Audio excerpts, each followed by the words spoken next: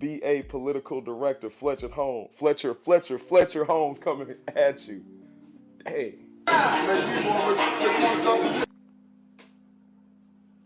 Ooh, Check, check, ooh, check, check. ooh, hey. Ooh, ooh, ooh, hey.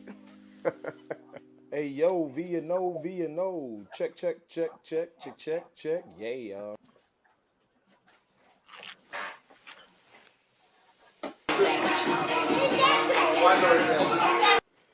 V and O, what you know?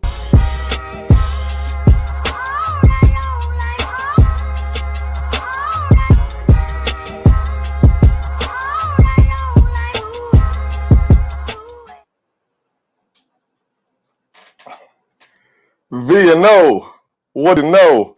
Man, we are back again. Here it is, 7 p.m. Central, and we back again. Man, I thank everybody for tuning in to the V&O, the views and opinions. First, I want to say, man, thank you. I've gotten a lot of support over the past couple of weeks. People texting in. I just want to personally, Jeremy, you text me, man. Thank you, bro. I appreciate your support, man. I appreciate you lifting me up. Y'all, I'm dropping clips on Instagram. I got a TikTok. I got a YouTube, uh, Facebook, which we live right now on Facebook. But y'all just check my Facebook. And then like, subscribe, share, all that stuff, man. If you like it, I do it sometimes too. I will sit here and I hit the button, or I'll forget to hit the button, or I'll like it, but I won't hit the button. Y'all, please subscribe to me. I'm not begging. I'm just asking. But just subscribe if you enjoy it. My shirt, y'all like this? Merch is coming, and if you like it, let me know, because you can get it. You can get it. Tonight, y'all, we have a very special show. It's special to me. I'm sure it'll be special to some other people that are joining in, that are viewing. This guy, man, this guy is the person you see before you. He's a great part of me.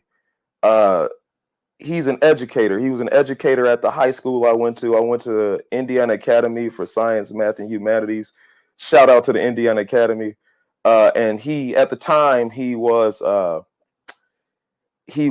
an admissions counselor, and it's in Muncie, Indiana. So it was a boarding school. I made my way down to Muncie, Indiana, to go and see this guy. Not see him, but go to school. But and the way it started off, man, our relationship, I didn't want nothing to do with him the first time I met him, because I figured I was 16. It was a gifted school too. 16, leaving home to go to this school. And I left home, boarding school, man. I'm going down there to see girls, man. And little did I know, this guy came into my life, and he was very instrumental in my success and making it through that school. Every week I wanted to leave because the work was hard. It was a gifted school. I don't figure I was gifted. I was I was there because I made good grades as a sophomore, took the SAT as a sophomore, filled out the application, and I think they brought me in to meet a quota. That's just what I think.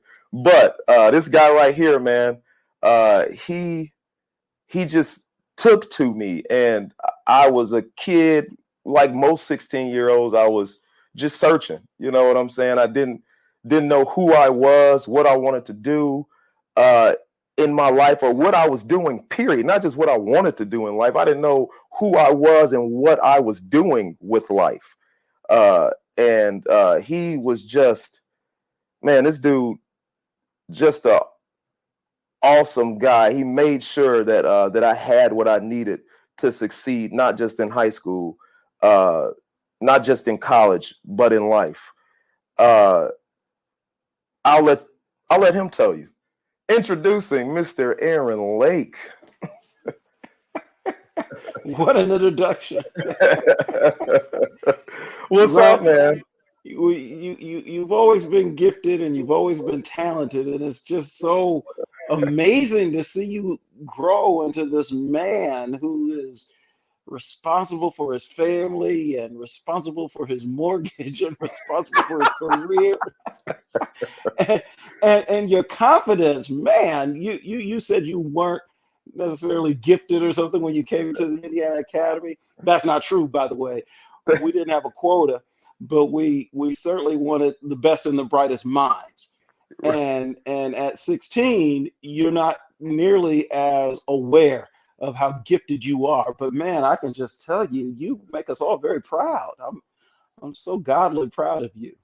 Thank you, man. I appreciate you, and I'm pointing at you because you know you have people behind you to get you to that point. And I don't know if you read your introduction that I put under the video, but the premise of the VNO is ordinary people with extraordinary stories.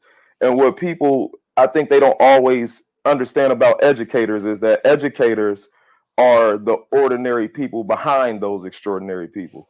And you see kids year after year after year. You see kids, you got to build them up. And then I know it's probably a lot on you guys, man. But then some of these kids, because of you guys, come out and they turn into these extraordinary people, man. We've had some greatness at the Indiana Academy. I mean, I think I failed, but I wouldn't say that I lived up to the is Academia. How do you pronounce it, Aaron?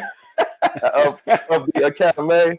I don't think that I lived up to those standards, but I think that I'm great. You know what I'm saying? That's just me. But you guys are behind that. You know, you were an admissions counselor, but you're behind that. Yeah, well, when you meet teenagers, and I guess you were probably about 15 years old, maybe 16 years old when you came to your first campus visit, and I got a chance to meet you. But when you meet young people, it's so important, Ron, that you engage them where they're at. But it was interesting with you because you had a good foundation. I mean, you had your mom and Claude and grandmother and all of those people who had provided a foundation that made you whole almost in terms of being a great 15 or 16-year-old person. So family is so important, community is so important, and I've always taken this position. I may not be able to help all of the kids, but I've tried my best not to hurt any of them. I got you. So let's talk about this. So when I came, I think you were my mother-in-law. I love you. She always see on every single one of my posts. You know what? I love you and I appreciate your support. My Aunt Rose, I appreciate you and your support with my Uncle Tony, man. I love you, man. I'm sorry, I just had to do that, man. I had to stop and let my peoples know. But when I got to the academy, you were the director of admissions, I believe. And yes. What's your title now, man? you stepped up in the world. You got this long time. I think they just called you director of admissions before, right? Well, in university administration, the longer the title, the less important you are on campus. So the less you got to do. The less work you got to do. So I got this long title. But right. Basically what I do today, I work with the kids to help them find scholarships and the right colleges and make choices for their future. In the old days when you came, how long has that been, Ron? Has it been 20 years? It's been, Aaron, it's been 20 since me, and I think it's overall over 30 for you, right? Yeah. It's been over 20 for me. So in the old days, I was responsible for helping the kids make choices at 16, whether or not to leave home, whether or not to, vacate their old high school and come to this unknown entity. By the way, it takes a lot of courage. And I don't know what you thought of yourself at 15 or 16, but it takes a lot of courage to leave home at that age and come to rural central Indiana where you don't have any family, you don't have any friends, you have football and the things that kind of make high school normal. Let me tell you something. It takes a lot of hormones. A whole new set of girls. Like I get to leave. Well, Hey, this You gonna be mentioned your mother-in-law. You mentioned your mother-in-law, and I remember coming to your wedding when you uh, married Candy, mm, and I thought, wow, it was worth all of the other stuff you went through to get to her. yeah. Shout out. Thank you for pulling me back up. That's why I love you. What's you, your official title now? I'm the associate director for special initiatives at the Indiana Academy. Oh, wow, that's long. Okay. Uh, wow, Oh, that's there long. it is. You you are, yeah, there you go. That is Mr. Aaron Lake. Cool, man. So let's talk about how it started, and we'll move into like how you started taking to the kids there. How did, because I know you worked straight out of college. I don't know if you always like kids. So how did you start? Where did the journey begin? So when I graduated from Ball State with my bachelor's degree, um, the university hired me right away to become an admissions counselor. So I went around, I visited virtually every county in the state. I've been to every high school in the state, recruiting kids for Ball State. Then I resigned from that position and went back to school to get a master's degree.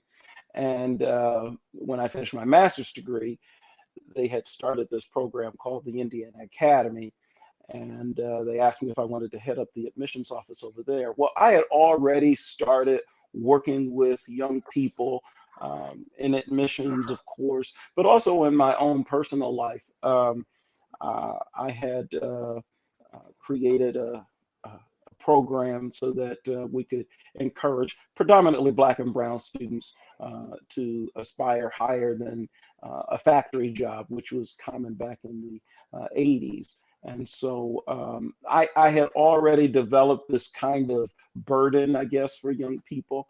And when this position became available, which I didn't apply for the job, the dean asked me if I would be interested in doing it.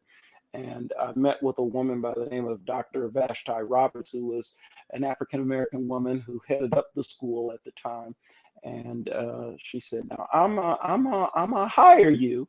She said, "But let me tell you something," because at that time I was just 6 years older than the students.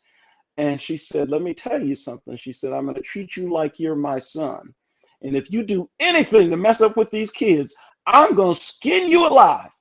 And so, so I took it very personally, the challenge of making sure that I cultivated healthy relationships so that I could hopefully be a positive influence in young people's lives. So that's kind of how it all started. Okay, so you started there. So it started with, I guess, a promise. I guess you could say it started with a promise that you would.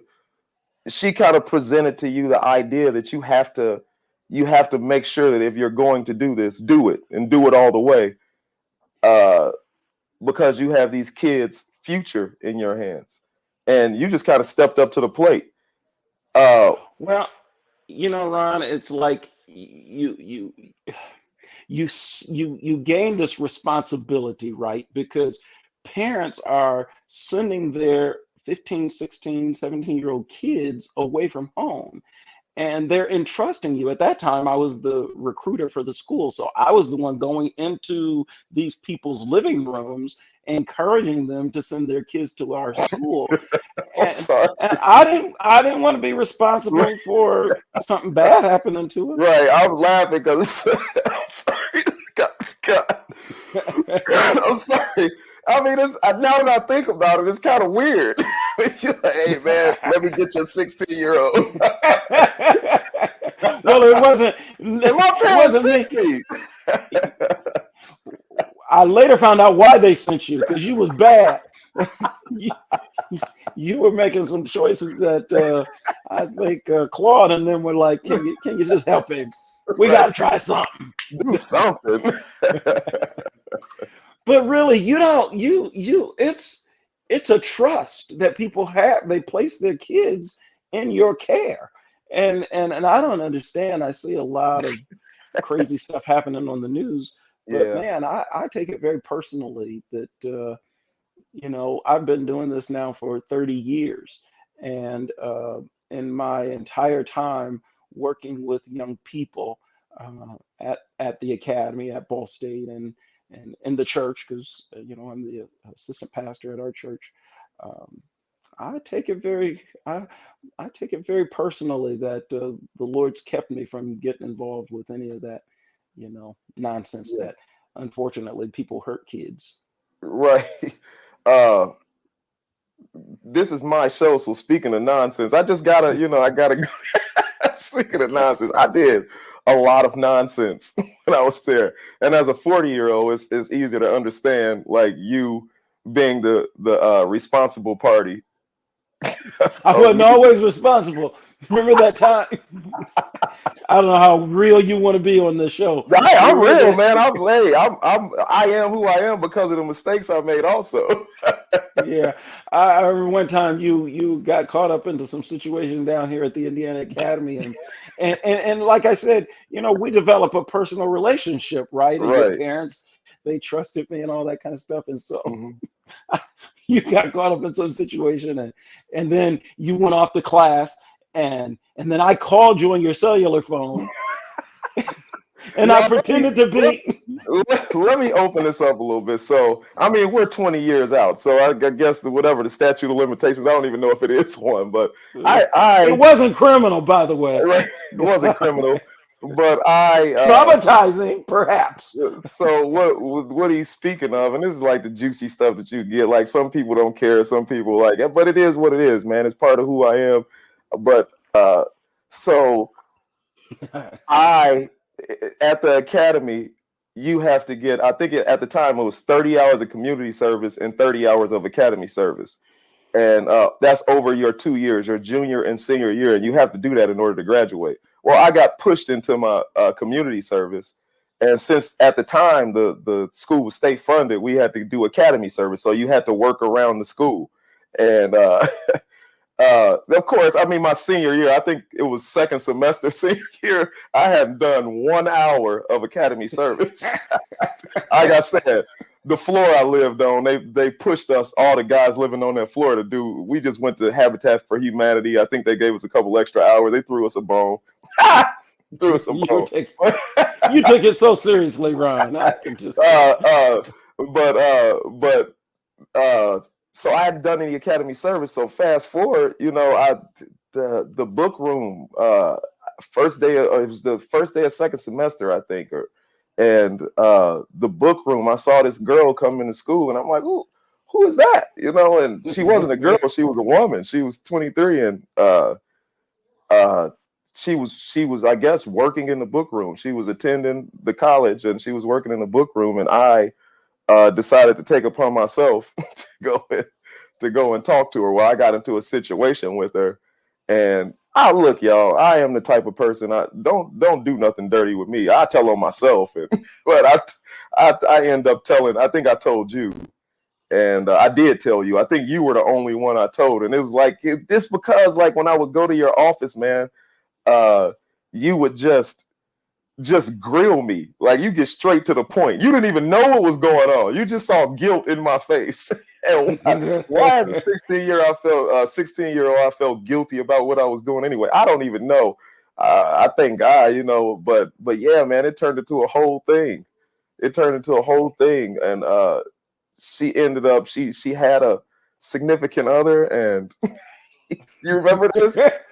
Oh yeah. Except you weren't 16 at the time. Yeah, right. I think you were fully grown. Yeah, I was fully grown. As a matter of fact, yes, I was fully grown. Yeah, let's just say I forgot you still. We'll tell the whole story when you retire, but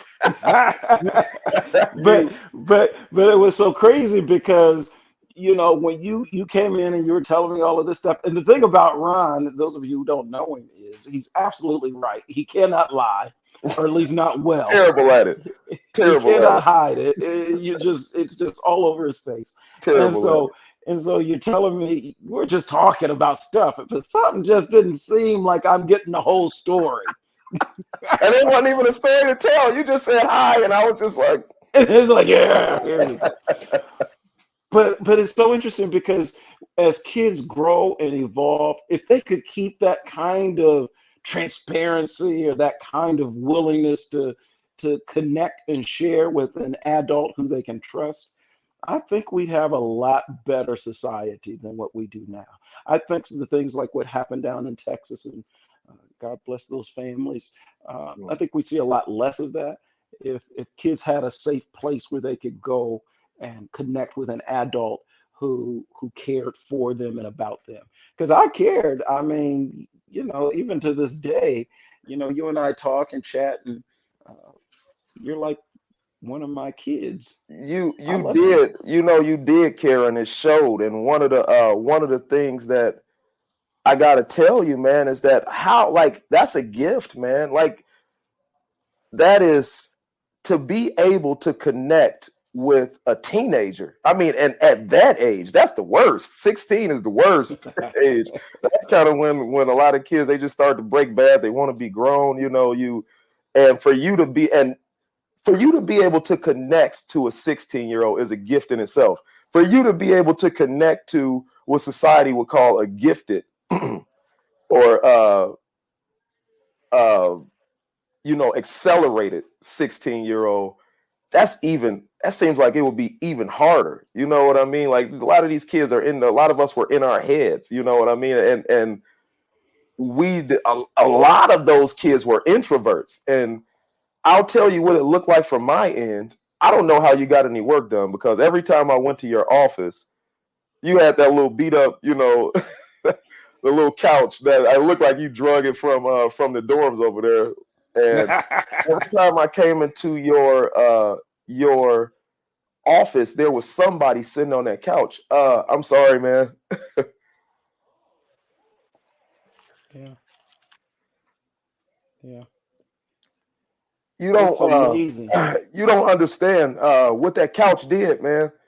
You don't understand the people that were made on those couches. You always had time for us.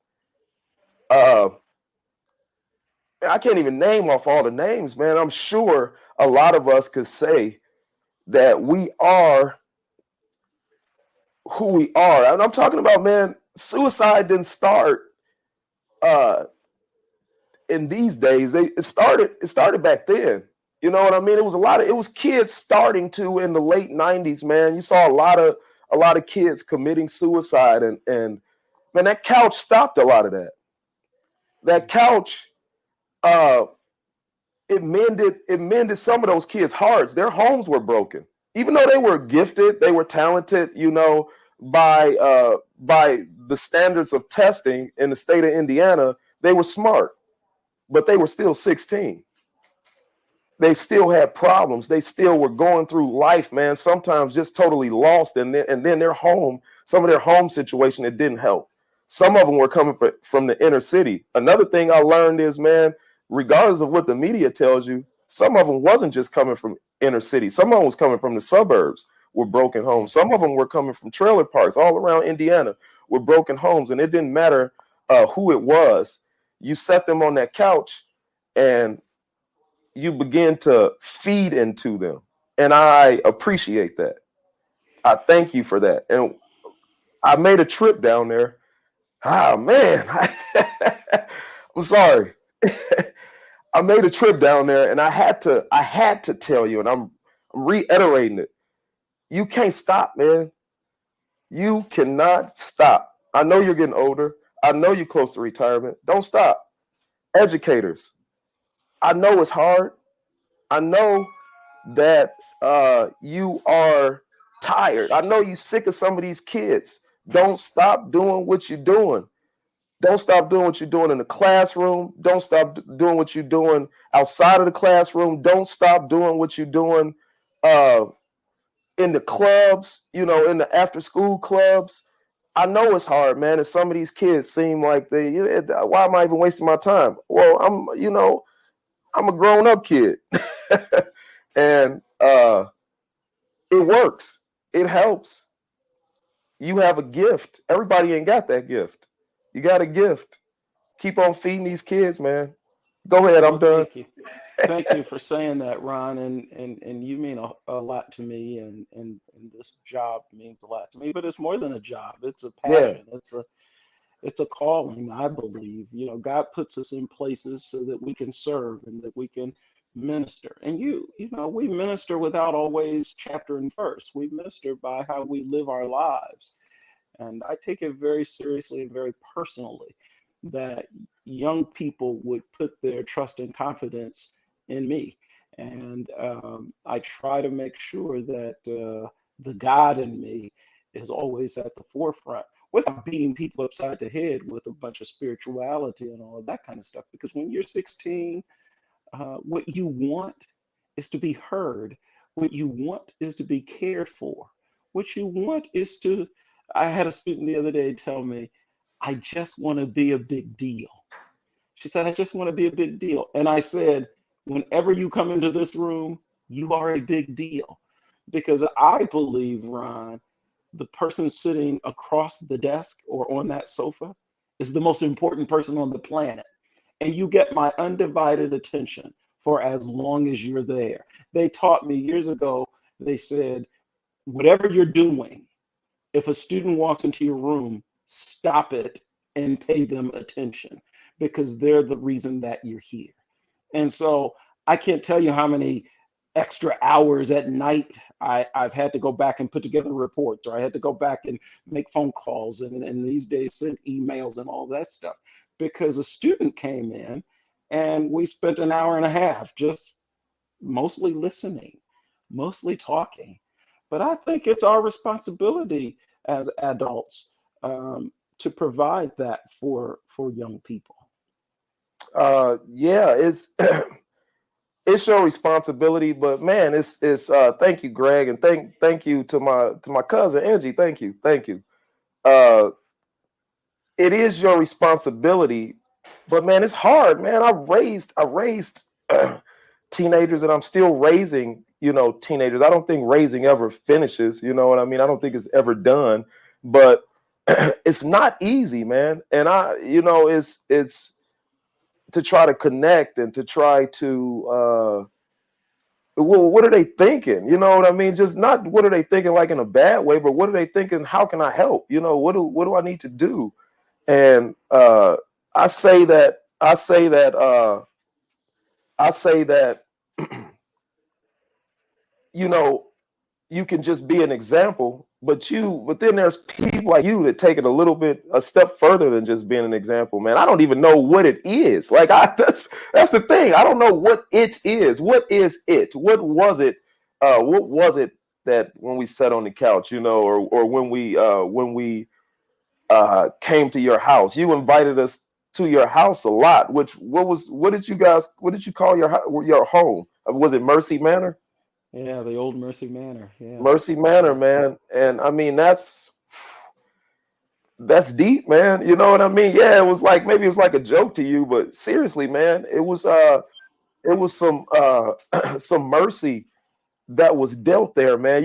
Life can be hard, man, and sometimes all people need is a little bit of mercy. They just need a little bit for people to be graceful with them. Hmm. Uh and man, you got it, bro. You got it. Well, usually, Ron, I think I read somewhere that you should be the parent that you wanted. Mhm. You know, and so our parents can't be everything that we want them to be. They do the best they can by the grace of God. But I guess as a teenager, maybe I had some lack. Maybe there was some things that I wanted and some people that I wanted in my life. And so maybe subconsciously, I became that person that I wanted in my life when I was a teenager. And so I've been able to be 16 about 3,000 times through helping and being a part of young people's lives. But again, I think it's a calling. I really do. I It think is. God has to anoint you for certain positions in this life, Yeah. and by the grace of God, I think He's assigned me to this position so that I can interact with and hopefully sow some good seeds or plant some good seeds. And Look at the fruit. Look at you. I mean, you're on this podcast. I mean, You talking about you this got dude? yeah, that dude right there. You talking about Because that him? ain't the same. That ain't the same dude that I met 20 plus It's years ago. it's not. It's not. It's not, man. And but I am who I am because I met you 20 years ago. You said something kind of pivotal, and I want to kind of run off of that. You said as a 16-year-old, you needed an Aaron Lake. What were you like? Who was Aaron Lake at 16? Well, I was born elite with maids and servants at my feet. Let's get that Well, I was about to straight. call you out Man, you weren't born with that. No, that's an old Supremes line, I think. Yeah, oh, But okay. you know, my daddy had died when I was a kid, 10 or 12 years old. My stepfather came along and helped raise me with my mother and my brothers and my sister. And we were What's poor. his We name, didn't Aaron? have a lot. My stepfather, Yeah, Herman. Herman. Oh yeah. You heard some Herman stories. Oh God, yeah, yes. Yeah. Herman Herman was a big influence in my life, but before he came along, I had my brothers, and I was the youngest in the family, and so my brothers, you know, they kind of poured into me, but they were boy. I mean, they were just all together boys. You know, they Right. liked all kinds of stuff, and so, um, but I didn't have a person who would just sit and listen Yeah. or just tend to me because Herman, he had to work. I mean, we called him a lumper. He unloaded those big trucks with all the produce out at the Kroger and all that kind of stuff. Okay. It was hard work, Yeah. back-breaking work. Yeah. Um, so I didn't really have anybody who just sat down and just listened and tended to me. But as a 16-year-old, I found my own niche. You know, I played football in junior high school. So when I got to high school, I decided I Yeah. didn't want to do that anymore. I joined the speech and debate team, and I was class president and all of that kind of stuff. And I was a pretty good student, you know, pretty good student. You know, he um, downplaying all of this. I was class president. He just ran right past that. But yeah, well, and so then you get into this culture when you are in certain positions. You get into the culture, and so I learned how to be professional. I mean, I learned how to what they call now code switch. You know, I learned how to interact and have byplay with people of different statuses. I was on the mayor's youth team or youth council. Uh, the campaigns, Reverend Jesse Jackson ran for president in the 80s. I campaigned for him. I won all kinds of awards. So I became almost this socially conscious person. And when you do that, when you put yourself out there like that, people take notice and take interest in you, and then they start inviting you to things. And so, as a 17-year-old, I was a junior Rotarian, you know, the Rotary with all the professionals and all that kind of stuff. yeah. I was a part of Toastmasters, and I won. I qualified for state. I was just a kid. I was just an Right. academic type kid, Right. and then I went to college. I, Um, I threw this and hold that right there. I threw this pickup because me and you did this before. Let's not when I first started, you know, it wasn't just me. A group of extremely dope individuals, man. We came up with the VNO, and life happened, man, and uh, things didn't work out, man. And I mean, it's not that it didn't work out; just life happens, man. People get busy, and I just kind of ran with this dream that I had, and so. I came down to Muncie and Cutting. What's up? I came down to Muncie and we sat and did this. We sat and had this deal. But I stopped you before you got to colleges because you said you learned how to code switch. Like you kind of let me know that you like it kind of hit me hard, man. You went to a segregated you lived in a segregated community. I mean, like really segregated. Like not just like, oh, the poor people live over here and they just happen to be black, and then the rich people live over here and some of them happen to be black, but a lot of them happen to be the majority of us. But uh you know, you lived in a intentionally segregated community. You kind of explained Yeah, that I to me. mean, I came of age. I came of age in the early '80s, but in the '70s, we had neighborhoods and communities, and Black people were in this neighborhood and in this community or part of the community, and we had our own neighborhood schools, we had our own neighborhood grocery stores, we had our own neighborhood churches and all of that stuff. And so, you know, my cousins all lived 2 blocks away, and we Y'all had all grocery knew. stores. Well, little This sundry was, stores, you know, a I was mom about and to say this. pops, you Yeah, this know. was BC before crack. That's Before what, Walmart, that's for sure. right. And so But everybody knew each other and everybody kind of helped raise all of the kids. But we had values and morals and all of the yeah, things that made us a community, right? And so then one day they bust us out to that's what you. white schools. Right. Well, you told me, and I'm not highlighting. I'm not highlighting. You know, the race thing. But here's the thing, man. You know, you mentioned earlier. You said I had my brothers, and they were just boys. And you know who I thought of was David from the Bible, man. That you weren't meant to be just that guy. You know, you weren't meant to just be that.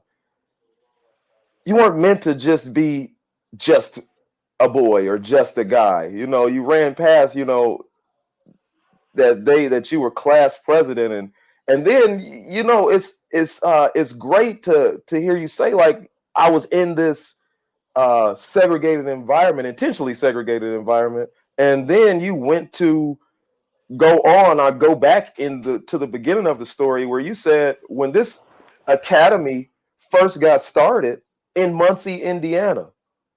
In Yeah. Muncie. That's southeastern Indiana. This is Indiana. I mean, is it home of the KKK? Like you. Thanks, baby. And you have, man. We appreciate you. Uh, you and Dr. Roberts. I never got to meet Dr. Roberts, but both of you guys were African Americans, right? That's right. Man, We that's were the crazy, first. man. That's crazy. You had to be extremely gifted, and you have to be chosen in the worst of circumstances. I won't say that that was the worst of circumstances, but this is Indiana. You're talking about the early 90s, late 80s, and you Yeah. started a school in Muncie, Indiana. And I would say two of the head people at the school were African American. You guys set a precedent, man. Yeah, and Yeah. it's, you know, we've never had a, let's see, I think I'm still the only Black man that they've ever hired at the I take academy. all I that think back. I I take it all think back. I do want to go back and say now my brothers, they are very fine men and hardworking men, Yeah, and yeah. you know they chose maybe a different path. Right. Third oldest brother, he's a PhD Yeah, in history and a pastor, and is very well accomplished. yeah. They've all gone to college. They all have some kind of college, maybe later in life or whatever it is. And my sister, of course, is amazing. She's our heroine now. You Man, know, she amazing. I got to just meet a lot of them, but I love your sister, man. I really do. yeah, yeah, Yeah, she's yeah, amazing. She really yeah, is. But you know, Ron, I always believe it isn't how you start, right? Reverend Jackson always said, Jesse Jackson always said, you may have been born in the slums, but the slum doesn't have to be born in you, and you yeah. can rise above it. And Right. mother always taught us, you can be anything you want to be, and I'll help you be anything you want to be as long as you ain't a liar. She didn't trust a liar. And so she was always encouraging us to be the best. Right. And to this day, I really believe, Ron, with all due respect to you hosting this podcast, I Yeah. believe wherever I show up, the best has arrived. Hey, man, The I best has agree. arrived. Yeah, I And agree. I try to instill that in my kids and also the young people that I come into contact with. You've got to first think yourself. The Apostle Paul said, I think myself happy. You got to start thinking yourself gifted. You have to Yeah. start thinking yourself special. You have to start thinking yourself above your condition and circumstance and environment. And once you get that thought ingrained in your head and in your spirit, then you'll start manifesting it because then you'll start behaving like the best has arrived. You'll start comporting yourself like you're somebody. You'll start, making yourself singular, because I've never met anybody else like you, Ron Reed, ever. There can only be one me. Candy's probably saying, "Thank God." Hey, that's a bar right there, man. That's a clip. I might just go viral off of that one. I'm gonna just take that. We done. Go ahead, go to credits. No, I'm just playing. But man, that's powerful, man. That was powerful, and you're not just saying that. You believe it, because that's what you instilled in me as a 16-year-old. Like, I mean, like almost to the point where somebody believes something where like they just kind of run past you saying certain things. I would say things like, "Oh man, I just don't think I can do it." And you'd be like, "What you talking about? Come on, let's go." Like, we're not even gonna sit on that, like we're not even gonna stay there. Like you act like I was just playing, you know what I mean? Like that. And it kind of struck me as like, wow, well, what does he see in me? Like, you know what I'm saying? Like, I looked at myself, which a lot of 16-year-olds do, man. I don't know. Like I always say, you'll hear me say this today, and you will hear me say this more than once. Human default is negativity, man. That's human default. Now you go to a human in their teenage years, and it's like a negative. Like you just roll it right on down, man. It's like your head just come up in your brain. You just come up with these horrible things about yourself, and you're going through all these changes, and you don't realize the dope person that you are. And you help me realize the dope person that I am. That's why I'm on Dope Living TV network. Well, you've always had a conscience, and sometimes that conscience overwhelmed you. It was my opinion. Sometimes you would get so overwhelmed by maybe it was guilt, or maybe it was anxiety about something. But I think it's that consciousness that has separated you and elevated you, because at your core, you just want to be a good person. You don't want to hurt anybody. Mhm. You don't want to cause anybody's life to be diminished. And that was present, man, when you were 15 or 16 years old. You had a friend, I can't remember his name, but I think he was thinking about coming to the academy at the same time you were. Yeah, John. Yep. Do you remember that? Yeah, John. Yep, it was John. Yeah. And for some reason, John chose not to come, or didn't. I don't know why he didn't show up. But you've never ever said anything negative about John. You've never made it seem as if John was a problem or a hindrance or a discouragement or anything like that. In fact, I remember, Ron, when you were at our school, there was a situation with maybe somebody had some marijuana or some weed, and back in those days, God. like, oh God, that's a big deal. I You remember that? Oh God, I sang like Aretha Franklin. They didn't even put that much pressure on me. I couldn't hold it, man. Like it was, and I didn't tell them, y'all look, snitches get stitches. I didn't tell on nobody but myself. I told on myself. Your conscience was overwhelming you. And I think even to this day, that's something that separates you from most people your age. I mean, most people only care about themselves, and they only care about what they can get and how it's going to advantage them and their circumstance and situation. But that's one of the reasons this VNO podcast is going to be a very big success, is because you care about people. I really do, man. Thank you. I really do. And at the core of all of that, I said I told on myself, but at the core, I don't want to hurt people, man. It's hard for me inside to hurt people. I really don't. It's caused me a lot of pain in my life. But some people, man, you just got to let them down. You got to let them know. Yeah. Like, you know what, man? It happens. Yeah, it happens. And so some people, you just got to let them know. But the reason I wouldn't like snitch on nobody else is because I wouldn't want to hurt them. Now, myself, I'll put myself in the line of fire before I would somebody else. But boy, they put some pressure on me about about what I had done. And I was like, and it's funny. it's crazy that you're telling that story. I don't know if you know this, but the reason I was put in that situation is because I was trying to protect my friend. No, I took his bag, which I didn't even know what was in his bag. And honestly, I don't think it was anything in his bag, but I didn't even look in his bag. I thought it was something in his bag. And they let me in the room and told me to grab nothing but my books. And I went and grabbed his bag, which I thought something might be in there. And I just took it and tossed it on the floor, threw it behind the dumpster, I think, on the floor. And it's just so happened that nothing was in there.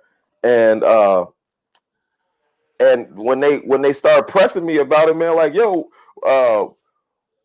where's the bag at? That was OB, man. That was Officer Baker. He was a school security guard. OB was an undercover cop.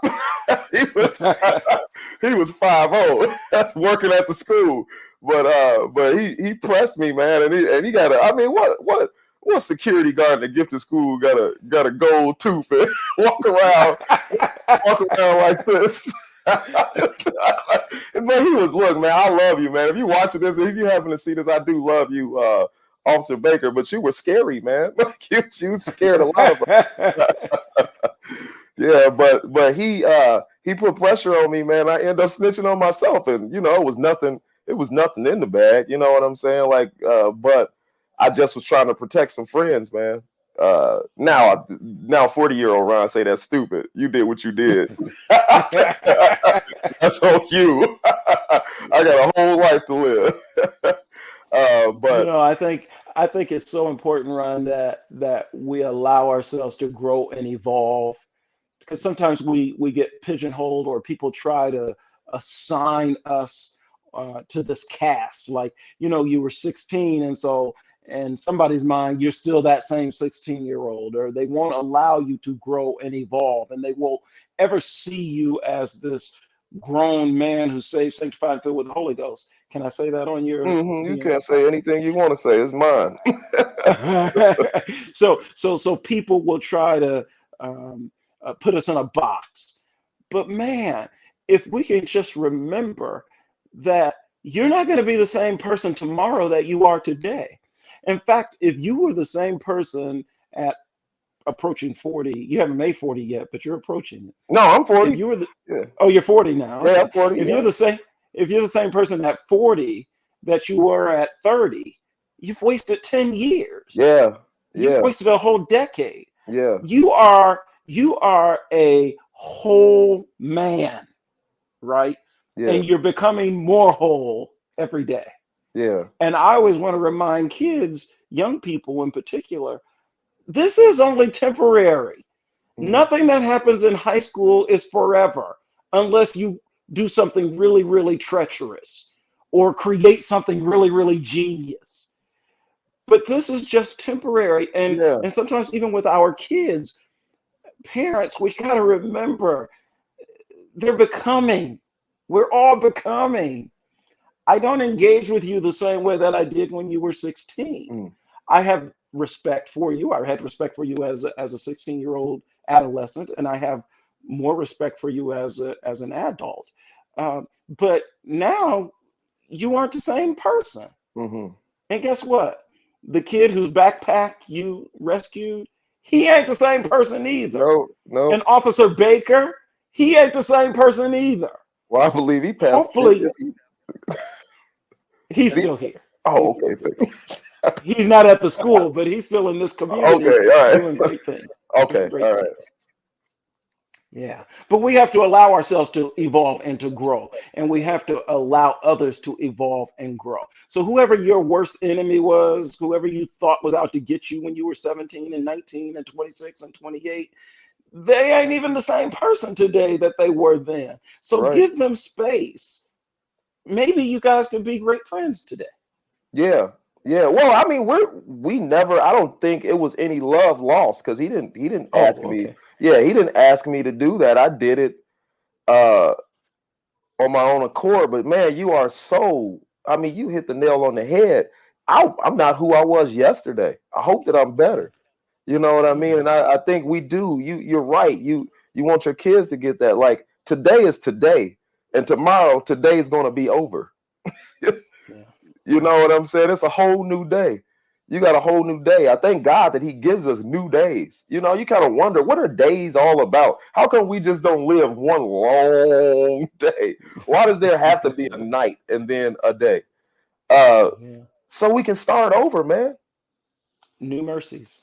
New mercy. So everything that happened yesterday, we ain't always gotta uh drag it into the next day. You get the chance to be a new person. Same you, but new person, a new you, a better you, you know, and you taught us how to be a better us every day. Every time the sun went down and came back up, you taught us how to be a better us. All of these kids, you know, man, we've had some, man, who can I shout out? I know from my class, Alexandria Crump, and I know it's more people Yeah. doing. I know it's Cassie, what's up? You're doing great things. She went to school with me. Thank you, Cassie. Cassie's doing great things. You know, all these kids were so smart. I don't know about me, man. I work construction. I mean, I think that I'm smart. But anyway, Alex, man, I remember Alex sitting on your couch. Alex is over. She has some major job, and she's the head of it in the city of Memphis. I think she runs all the technology. Alexandria Crump. She runs all the Did she go to technology. Duke? I think she went to Duke. She went to Duke. She went to Yeah. Duke. We had kids go to Harvard. We've had kids go to Stanford. We've had kids go to uh, the Naval Academy. We had one kid go to Purdue who was going to actually be a pilot. You know who that? Do you remember him? Let me tell y'all something. This is why I say, look, I'm special, but I'm special in a different way.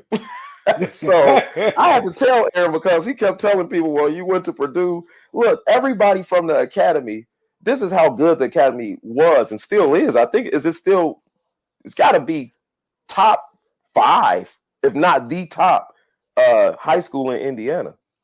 Yeah, I think we're the number 2 high school in the state Number and the 2 top 20 in the country. in the country. Number 2. It was hard, man.